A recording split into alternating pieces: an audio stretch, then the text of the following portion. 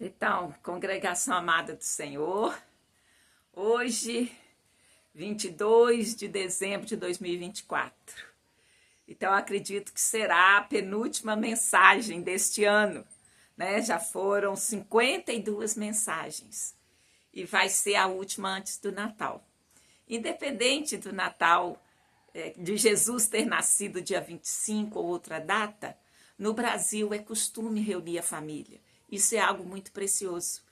E a gente celebra, apesar de muito comércio, muita coisa para nos tirar o foco é o nascimento de Jesus, o nosso Salvador, que veio ao mundo para nos salvar e redimir.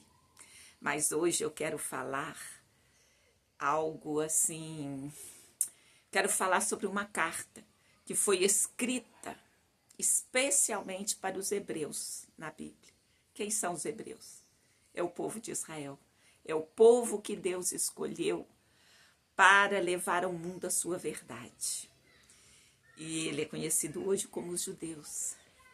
Então Deus disse a Abraão, em Gênesis 12:3, em ti serão benditas todas as famílias da terra. Então, vou pedir para você ver o vídeo até o fim e saiba o que o autor falou para os hebreus em sua epístola, que está na Bíblia. E a gente tem muito que aprender com ela. Eu vou deixar aqui a motivação, para que eu faça essa carta. É porque é o seguinte, no ano de 2001, eu conheci a Raquel, Rachele, Ela mora em Israel há muitos anos e ela me disse que não falar de Jesus para os judeus é um tipo de antissemitismo. Assim como tem pessoas que resistem a falar de Jesus para os ricos, De um modo geral, se você, tem uma missão para os pobres, você vai ser acolhida. Mas se tem uma para os ricos, muitas pessoas são resistentes. Mas todos foram alvo do projeto, do plano de Deus. Então, quando em Gênesis está falado, em ti serão benditas todas as famílias da terra, não está aqui falando que os judeus estão fora, que os ricos estão fora, que os negros estão fora. Todos, Todos eles estão dentro do plano de Deus, que é alcançar a todos. Então, hoje, a minha palavra vai ser em especial para os hebreus, para os judeus. Então, há uma narrativa nesse livro, nessa carta, escrita aos hebreus. Muitos judeus conhecem a história, do próprio povo, Aliás, essa é um diferencial, que o povo judeu conhece a sua história. Ele conhece a sua tradição, ele tem esperança na redenção. Então, o livro aos Hebreus fala de uma nova aliança, uma nova perspectiva sobre a herança judaica. Então, eu acredito que isso possa ressoar, aos corações daqueles que possam me ouvir hoje. A chance de eu ter algum judeu me ouvindo, ela é muito pequena, porque imagina, são 7 bilhões e 800 milhões de pessoas no mundo, e judeus são em torno de 15 milhões. No Brasil, são milhares, Mas eu creio que, de alguma forma, essa palavra possa alcançar. Porque também no Brasil há muitos judeus que não sabem que são judeus, por causa da herança que a gente tem, por causa da vinda de judeus fugidos da Inquisição portuguesa. Então, vocês são descendentes de longa história, da linhagem de fé. Vocês carregam o peso da Torá nos seus ombros, E eu me orgulho da história de vocês e da identidade. Mesmo porque Em 2019, eu tive, assim, eu consegui comprovar, segundo a Comunidade Israelita de Lisboa, a minha ascendência judaica. Mas eu não tive um ensino judaico, eu não vivi os costumes judaicos, a menos assim de mínimas coisas, né? Memória daquela música, Uruahim, Uruahim, Belev Sameia. Eu cantava Joaquim, Joaquim, cadê sua meia? As mães, né? Eu lembro da minha mãe falar que se a gente apontasse uma estrela com o dedo, podia dar verruga. Então, isso era uma forma das famílias se protegerem para não denunciarem o Shabat, que é o nascimento da primeira estrela. Então, são poucas as memórias que eu tenho. Mas, como diz minha amiga, eu conheci Israel a primeira vez em 1992. E só em 2023 eu voltei já tendo consciência, né, já sabendo que eu tinha ascendência judaica, e minha amiga falou: ai, agora parece que várias coisas fazem sentido, porque desde 92 eu tinha uma conexão tão forte com Israel, com os judeus. Mas a Bíblia fala que são verdadeiramente judeus aqueles que o são no coração. Então, meu coração já era judeu. Se de fato, né, a genealogia comprovou, se de fato é verdade, quer dizer, pode ser que sim, pode ser que não, não sei. Mas eu creio que sim. Mas, então, assim, eu queria trazer essa reflexão, né, sobre a palavra de Deus escrita especialmente para os cristãos judeus do primeiro século. Porque disse que essa carta ela deve ter sido escrita nos anos 70, antes dos anos 70, na verdade, porque, desculpe, o autor não fala nada sobre a destruição do templo. Então, a gente sabe que, né, as pessoas estudam, analisam, né, quem são os autores da carta, né? Mas o que eu quero lembrar é que essa carta aos Hebreus nos fala de um descanso, de um Shabat espiritual. Não é um descanso da observação da Torá, mas um descanso do peso da observação, um descanso da busca incessante pela perfeição, pela justiça total. A mensagem central é que Jesus é o Messias, ele é o cumprimento da lei e é a sua plena realização. Ele não veio para abolir a Torá, mas a completar e dar significado. Então, ele, né, Jesus, é a expressão final do amor e da justiça de Deus, é o que eu acredito. O sacrifício perfeito que nos concilia com o Pai.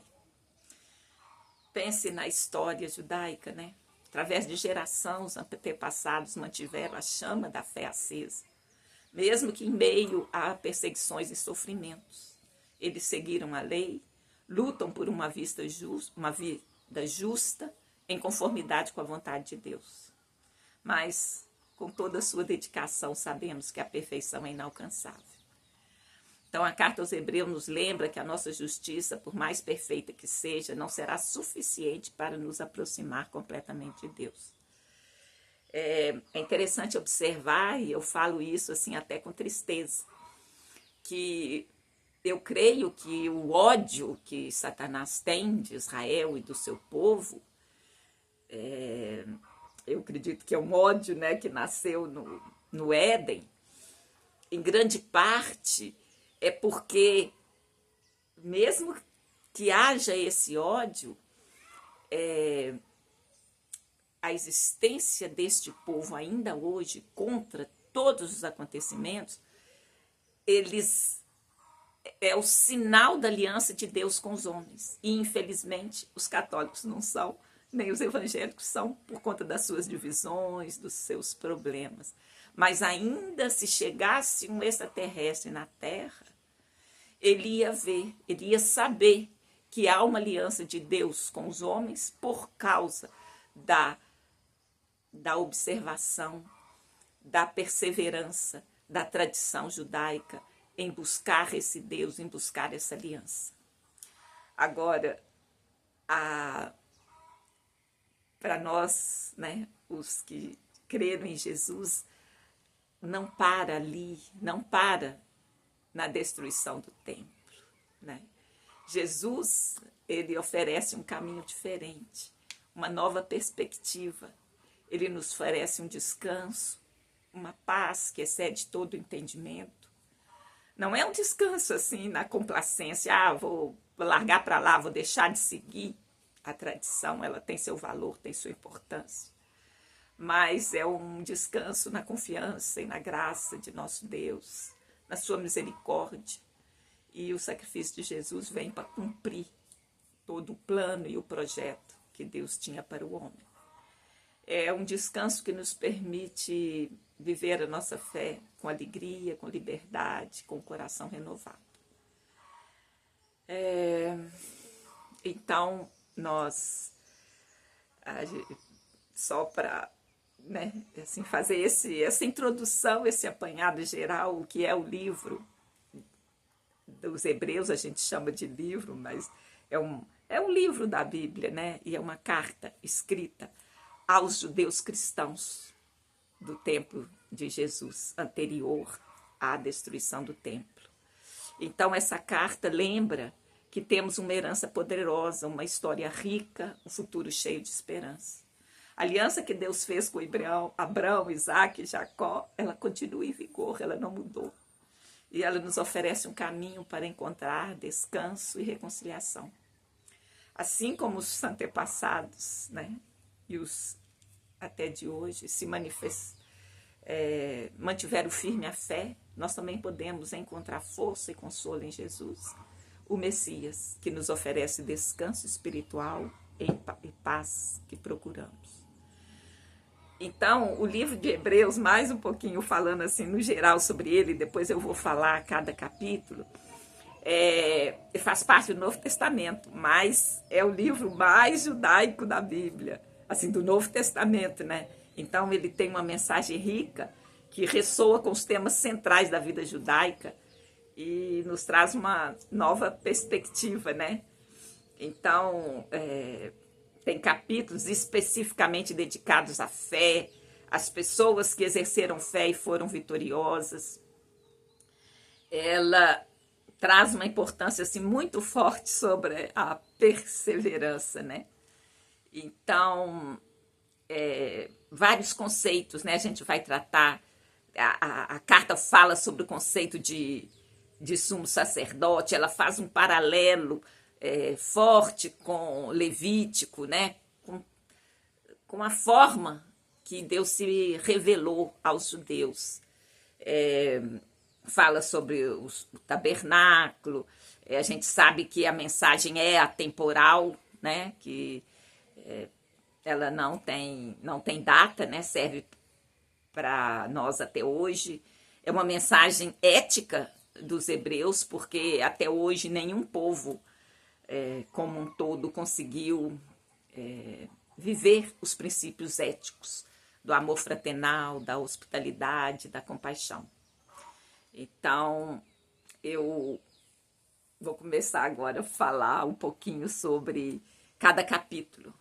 Então, eu usei aqui os ensinamentos do professor, pastor, hebraísta, Luiz Saião, lá no Rota 66. Quem não conhece pode instalar o aplicativo, que ele faz um estudo capítulo a capítulo de todos os 66 livros da Bíblia, e é uma riqueza muito grande. Eu usei vários dos comentários dele aqui.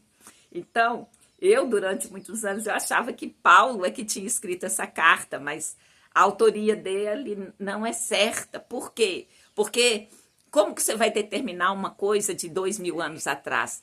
Então, tem vários critérios, um deles é a linguagem, a linguística, detalhes, né? E não aponta, assim, tão certamente para Paulo.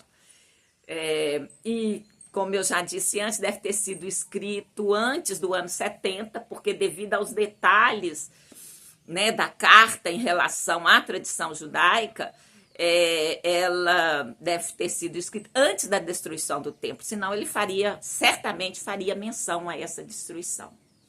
E, como eu disse também, essa carta conecta diretamente ao Antigo Testamento, especialmente ao livro de Levítico.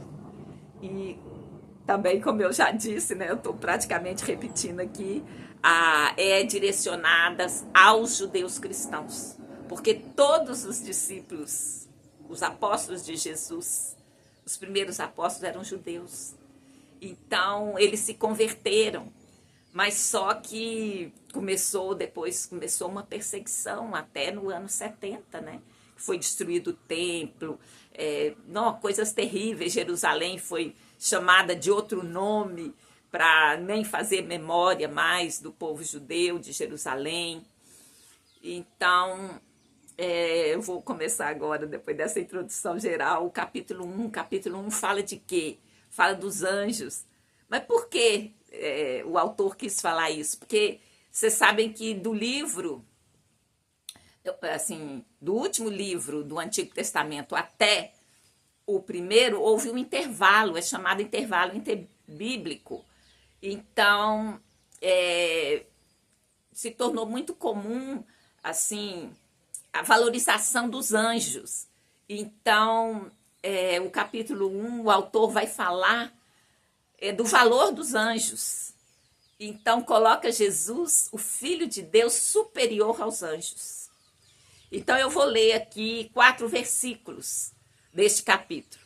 Havendo Deus antigamente falado muitas vezes e de muitas maneiras aos pais, pelos profetas, a nós falou-nos nestes últimos dias pelo Filho.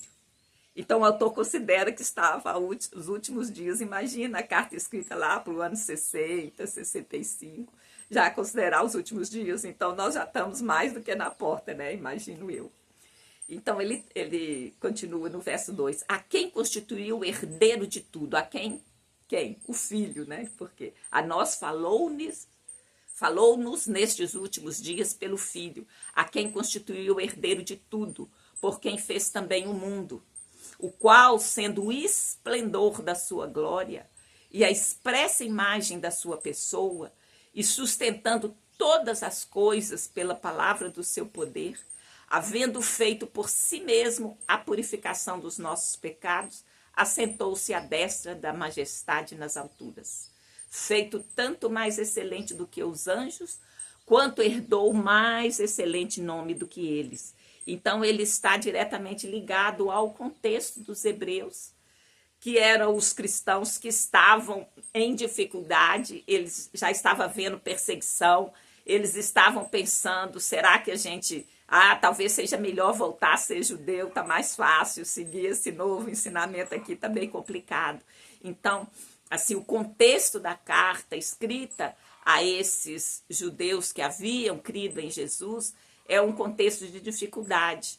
Então, a carta, ela, no capítulo 2 também, como um todo, ela é uma exortação àquela comunidade de judeus cristãos, exortação para que eles não voltem atrás, porque eles estavam meio desanimados, estavam querendo voltar atrás, começou uma perseguição, é complicado, né?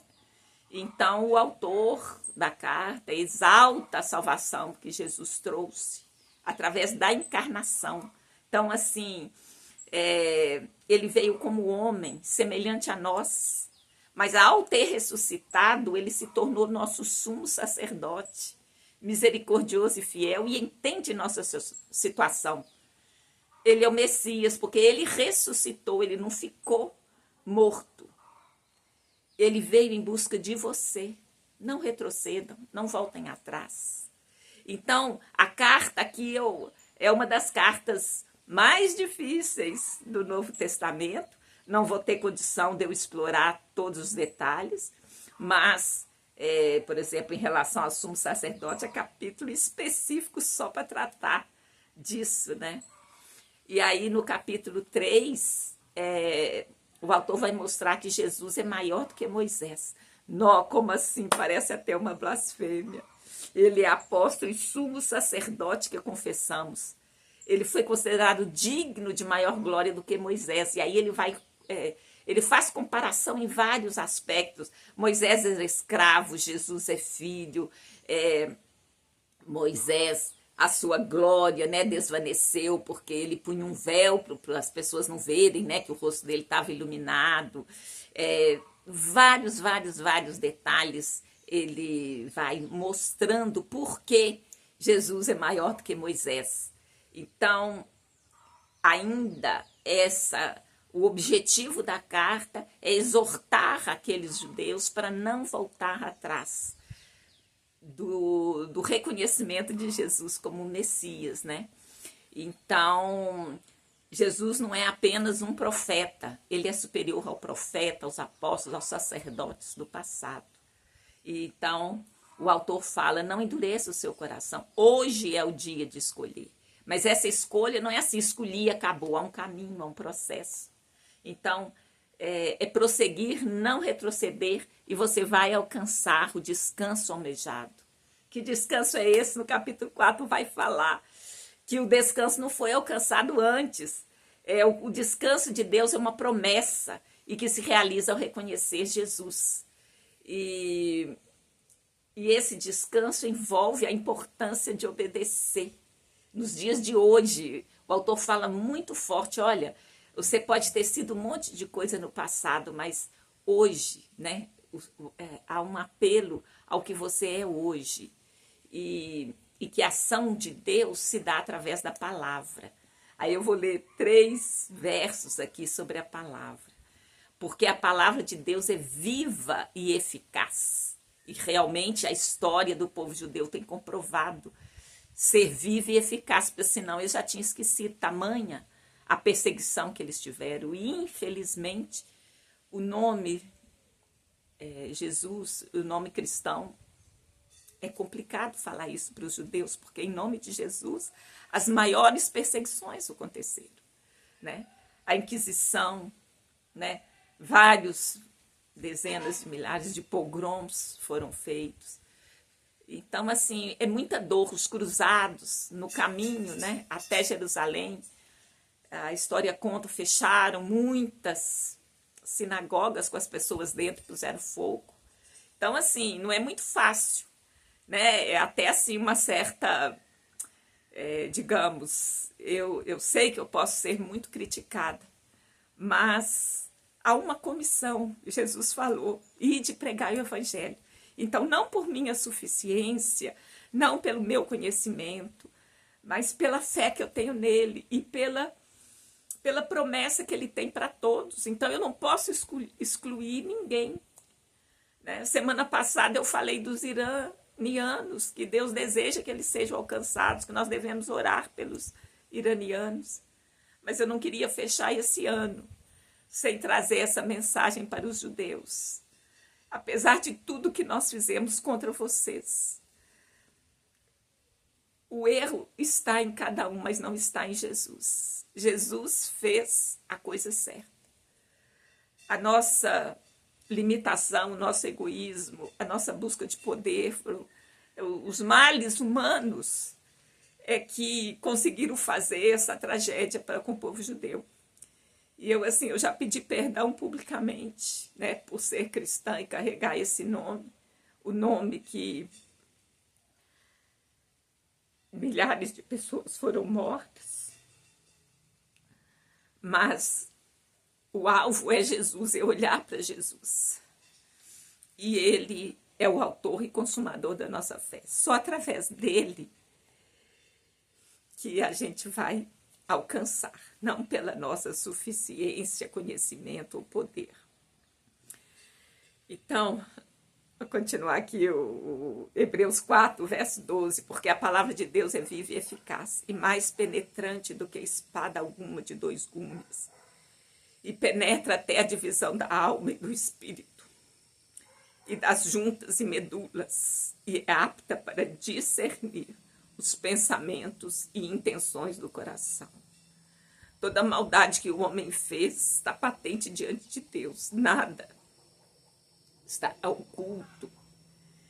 E Deus não tem o mal por bem, nem o bem por mal. Então, haverá juízo, né, para essas maldades praticadas contra o povo de Deus. Tanto que no verso 13 continua a falar exatamente sobre isso. E não há criatura alguma encoberta diante de Deus. Antes, todas as coisas estão nuas e patentes aos olhos daqueles com quem temos de tratar.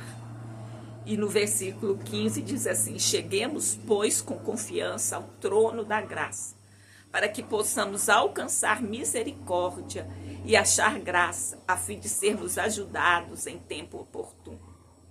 Eu sei que não é fácil, né? Muita dor acumulada. Ainda mais nesse tempo, né? Quantos cristãos estão contra Israel? Eles não percebem que o que eles fazem com Israel farão com os cristãos, né? O sistema, o povo, o próprio Satanás. Porque Israel está fazendo certo e mesmo assim é perseguido. Os cristãos também, os verdadeiros cristãos fizeram certo e foram perseguidos.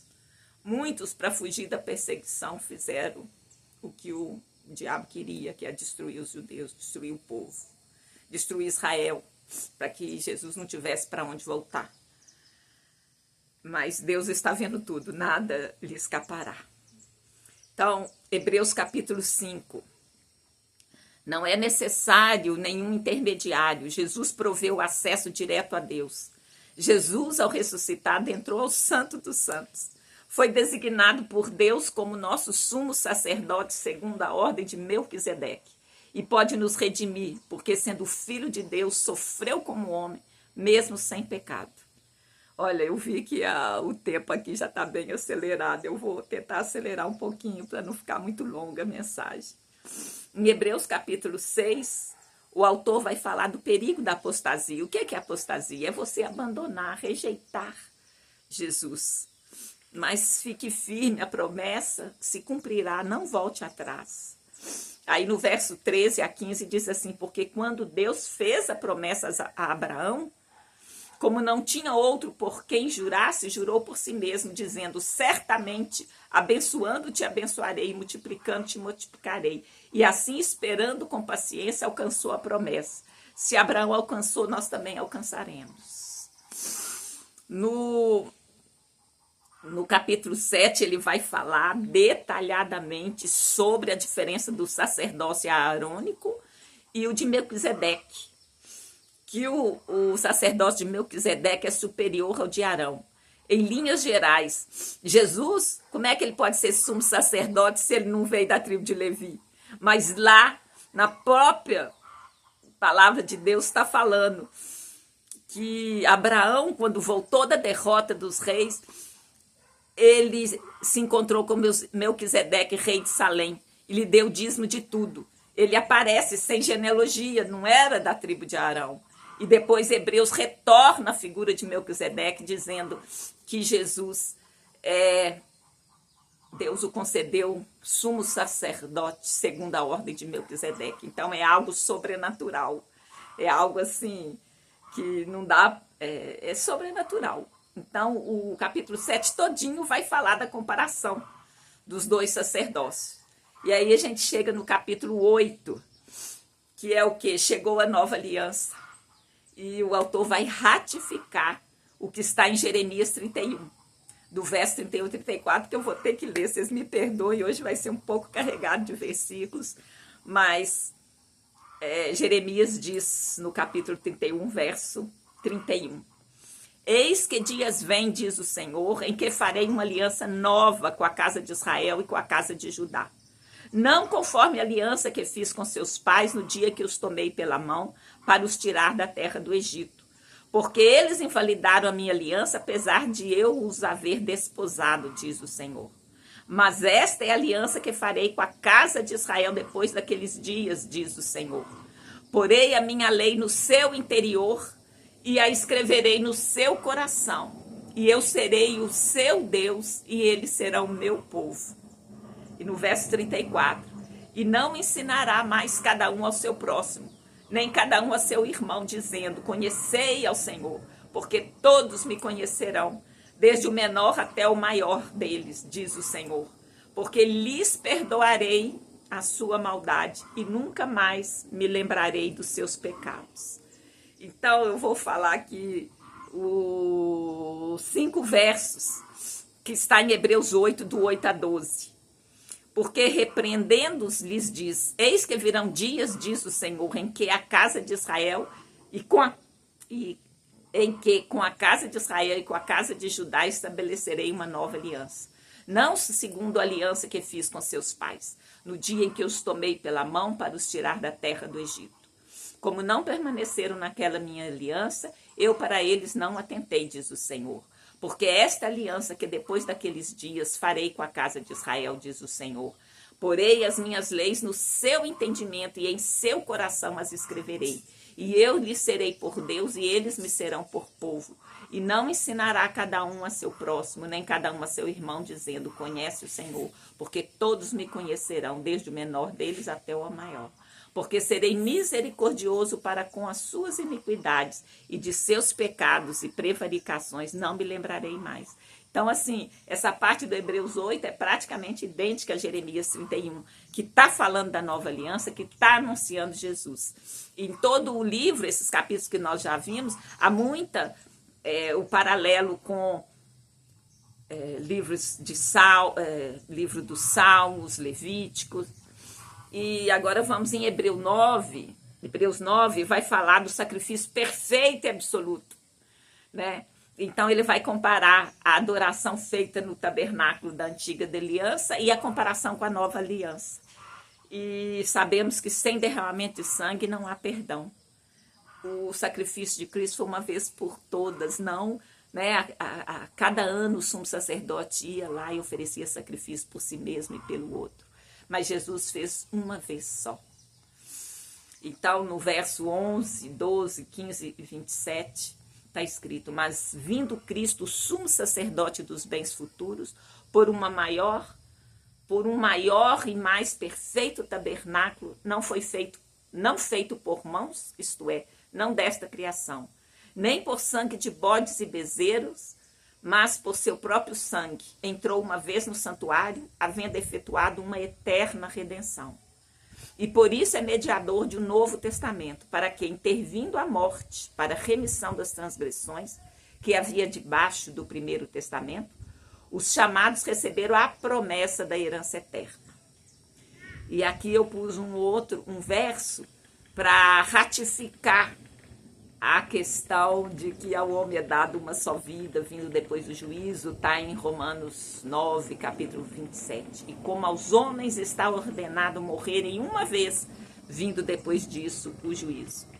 Bom, no capítulo 10, continua falando do sacrifício definitivo de Cristo.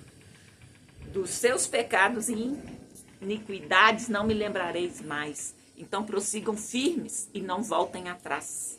E aí os versos 19 a 23 vão dizer, tendo, pois, irmãos, ousadias para entrar no santuário, pelo sangue de Cristo, pelo novo e vivo caminho que ele nos consagrou, pelo véu, isto é, pela sua carne, e tendo um grande sacerdote sobre a casa de Deus, cheguemo-nos com verdadeiro coração, inteira certeza de fé, tendo os corações purificados da má consciência, o corpo lavado com água limpa.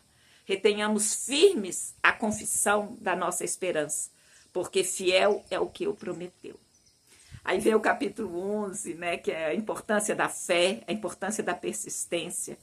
São exemplos, né, dos antigos, pessoas comuns que foram vitoriosas por causa da fé. Então vai falar de Abraão, de Abel, de Isaac, de Jacó, de Jefité, de Gideão, de Sansão. A gente chama de a galeria dos heróis da fé. Mas não necessariamente eram heróis, foram pessoas humanas, cheias de problemas, de deficiências, de fraquezas, mas que a fé em Deus os transformou em vitoriosos.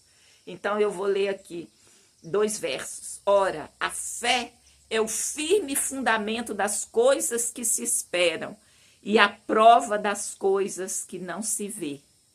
Ora, sem fé é impossível agradar a Deus, porque é necessário que aquele que se aproxima dele creia que ele existe e é galardoador dos que o buscam. Então, o caminho é o caminho da fé.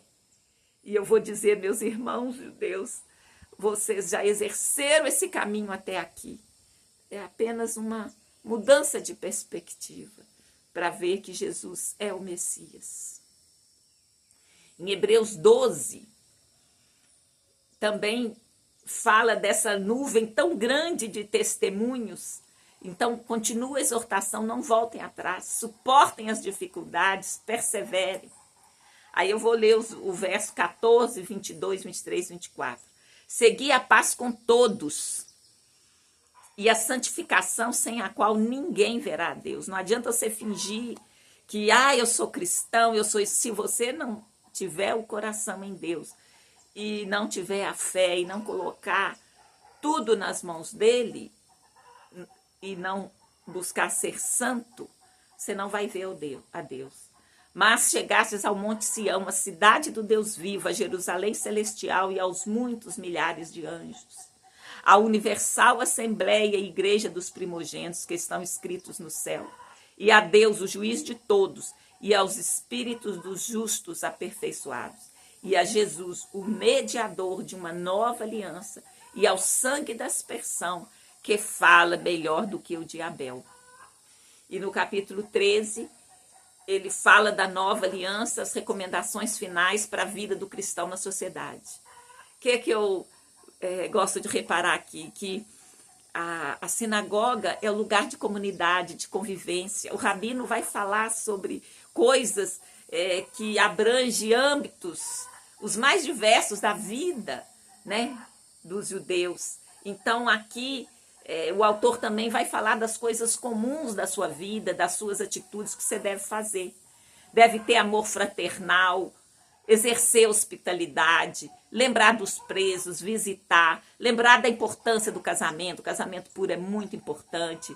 Deixar de ser livre daquele amor ao dinheiro. Ele é necessário, mas Timóteo já fala, o amor ao dinheiro é a raiz de todos os males. Fala, contente-se com o que você tem.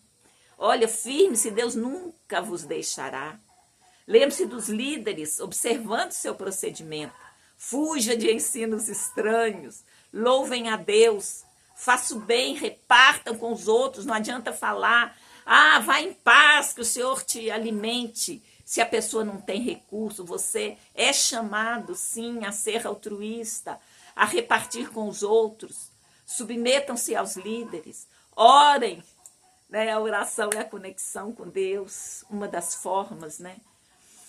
Ora, no verso 20, né? Ora, o Deus de paz, que pelo sangue da aliança eterna tornou a trazer dos mortos a nosso Senhor Jesus Cristo, grande pastor das ovelhas, vos aperfeiçoe em toda boa obra, para fazeres a sua vontade, operando em vós o que perante ele é agradável por Jesus Cristo, ao qual seja glória para todos sempre. Amém. A graça de Deus seja com todos vocês. Então, assim, né? Eu já vou caminhar para a conclusão. Já sabemos que nosso Deus é o Senhor da história. Sabemos que ele usou Abraão, Isaque e Jacó para alcançar todo mundo. Porque está escrito em 1 Timóteo 2,4 que Deus quer que todos os homens se salvam e venham ao conhecimento da verdade. O Senhor não retarda a sua promessa, ainda que alguns a tenham por tardia, mas ele é longânimo para conosco, não querendo que alguns se percam, senão que todos venham a arrepender-se. Porque Deus amou ao mundo de tal maneira que deu o seu Filho unigênito, para que todo aquele que nele crê não pereça, mas tenha vida eterna. E eu costumo fazer, né? Vamos repetir após mim. Eu agradeço a Deus por estar viva neste tempo. Eu agradeço a Deus pela vida de cada judeu. Eu agradeço a Deus a oportunidade de trazer essa palavra e que ela possa alcançar pelo menos um judeu na terra. Eu declaro o meu amor ao povo de Deus e a Israel. Eu oro e agradeço no nome santo de Jesus, o Messias de Israel. Eu continuo a orar, Senhor meu Deus. Eu continuo a agradecer por estar viva e ter sido alvo do teu amor. Eu oro para que cada um de nós receba Jesus como seu Senhor e Salvador. Eu louvo a Deus pela sua vida, pela minha vida. Eu vou amar os judeus e a Israel, pois esta é a vontade de Deus. Que Deus te abençoe a cada um de vocês. Tenha uma ótima semana, no nome santo de Jesus Cristo, Messias de Israel. Amém.